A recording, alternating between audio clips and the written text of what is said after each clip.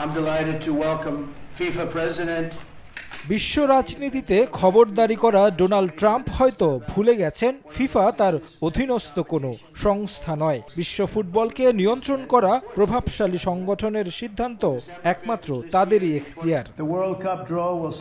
সম্প্রতি 2026 বিশ্বকাপের ভেন্যু পরিবর্তন নিয়ে মন্তব্য করেছিলেন মার্কিন প্রেসিডেন্ট, যা ভালোভাবে নেয়নি ফিফার বোর্ড মেম্বাররা। সুইজারল্যান্ডের জুরিখে অনুষ্ঠিত ফিফার শীর্ষ পর্যায়ের বোর্ড সভায় এ বিষয় নিয়ে হয়েছে আলোচনা।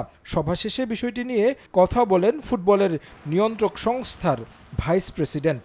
ভেন্যু পরিবর্তন নিয়ে চলমান গুঞ্জনেরও খোলাসা করেন তিনি।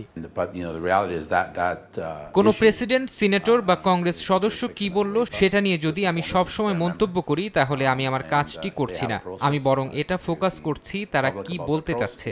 বাস্তবতা হলো 16টি ভেন্যুতে ম্যাচ অনুষ্ঠিত হবে এবং তা প্রস্তুত করা নিয়ে ব্যস্ত আছি। কিক অফ টাইম নিয়ে যদি জিজ্ঞেস করেন তাহলে আমি উত্তর দিতে পারি। এই বিষয়টি নিয়ে আমরা ভাবছি। আমেরিকা, কানাডায় গ্রীষ্মকালে অনেক গরম পড়ে, ম্যাচ শুরুর সময়ে পরিবর্তন আসতে পারে। সেটা নিয়ে আমরা আলোচনা করছি কিভাবে সম্প্রচারের বিষয়টি বিবেচনায় রেখে ম্যাচের সময় নির্ধারণ করতে পারি, আর এসব বিষয়ের সিদ্ধান্ত ফিফা জানিয়ে দেবে। বিশ্ব সম্প্রদায়ের চোখের সামনে গাজায় হত্যাযজ্ঞ চালাচ্ছে ইসরায়েল। ইসরায়েলি হানাদারদের হামলায় প্রাণ গেছে ফিলিস্তিনের পেলে খ্যাত ফুটবলার সুলাইমান আল ওবেদের, যা চোখ এড়ায়নি ফিফার। বিশ্বকাপ বাছাই পর্বে গ্রুপ আই-এ তৃতীয় স্থানে আছে ইসরায়েল। দেশটির মানবতা বিরোধী কর্মকাণ্ডের জন্য নিষেধাজ্ঞার দাবি উঠেছে। বিষয়টি উয়েফার উপর ছেড়ে দিয়েছে ফিফা। প্রথমত, এটি উয়েফার ব্যাপার, কারণ দেশটি উয়েফার সদস্য।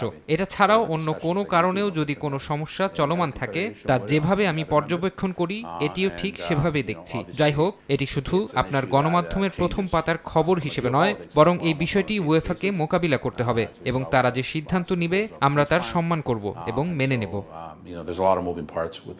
সব ঠিক থাকলে আগামী বছর 11 জুন থেকে শুরু হবে বিশ্বকাপের 23তম আসর। তারেক হাসান শিমুল, সময় সংবাদ।